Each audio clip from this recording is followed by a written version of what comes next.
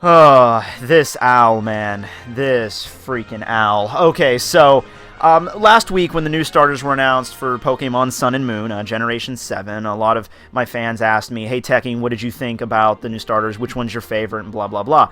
And, I felt like I had a pretty good, let's say, keen eye for determining which Pokemon was going to make the internet explode the most. Because that's just how this works now, whenever the starters are announced, even if they're not the first Pokemon to be announced in the game, those are the ones people tend to freak out by, and there's always one in particular, because we know those are the Pokemon, those are the first ones we're going to encounter in the game, those are the first ones we're going to have to make a selection between. When it came to Generation 6, when it came to X and Y, I was like, oh, it's going to be Froakie. I mean, look at him. He's a little frog, and he has, like, little soap bubbles on his back. People were going freaking crazy over Froakie, and I was right. Generation 5, I would say it was Tepig, because he was just a little tiny piggy, but turned into a death boar. That was pretty cool. But for Generation 7, I was wrong. I was looking at the starters, and using my strict Tekking101 criteria, I determined it was going to be Litten. I'm like, I didn't really care for the water type at all. I honestly even forgot its name, but I was like, Litten, oh yeah, this is going to be great. I mean, look at him. He's a little cat, and he's like probably going to be a fire dark type, I would imagine. He's really adorable now, but when he evolves, he's probably going to turn into some feral monster demon cat. It's going to be awesome. But no, because the grass starter, of all things, blew these other two out of the water.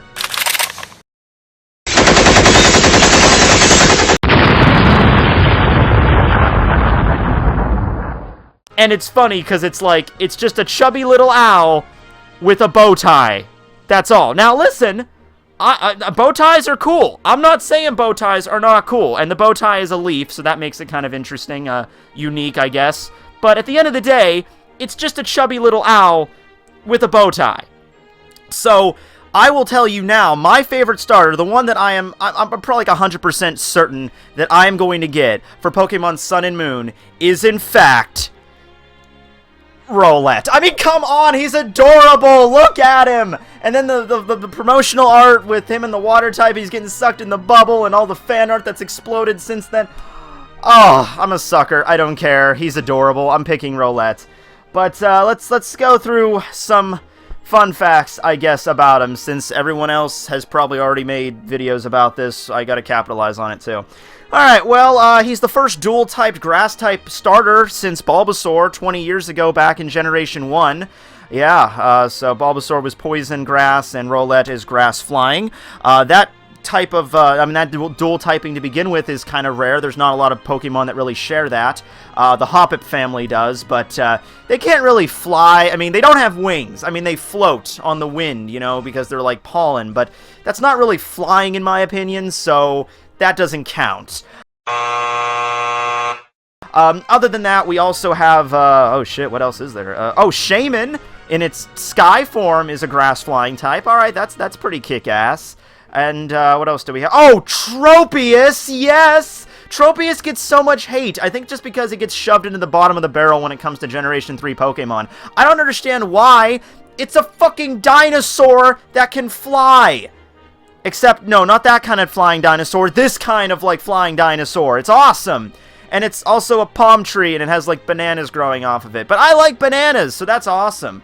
You know what? I see a lot of fan art going on with, Hoot Hoot and Noctowl, hanging out with Rowlet and teaching it the ways of the owl Pokemon. But no, I want to see some more fan art with Tropius teaching Rowlet how to be a badass grass-flying Pokemon, alright? Like a random Rowlet just wanders into a Tropius nest, and the Tropius decides to take care of it and treat it as its own child. That would be adorbs. But yeah, I like Rowlet's design. What can I say? I'm a sucker for everything adorable on the internet. And I will say, though, before I go, that it is just awesome to see the much-needed love for a Grass-type Pokemon after so many years of neglect. The Grass-types have been held down for too long. I mean, we always make the jokes about how nobody picked Bulbasaur growing up. Nobody ever picked Chikorita.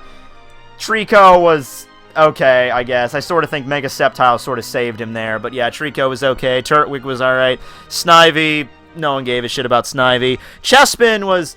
Alright, I picked Chespin in Pokemon X, but that's only because my two friends ended up getting X and Y before me. My friend that picked X selected Froakie, and my friend that picked Y selected Fennekin. So I was thinking, like, all right, if we're gonna have battles and like finish off the triangle, I guess I'm picking Chespin.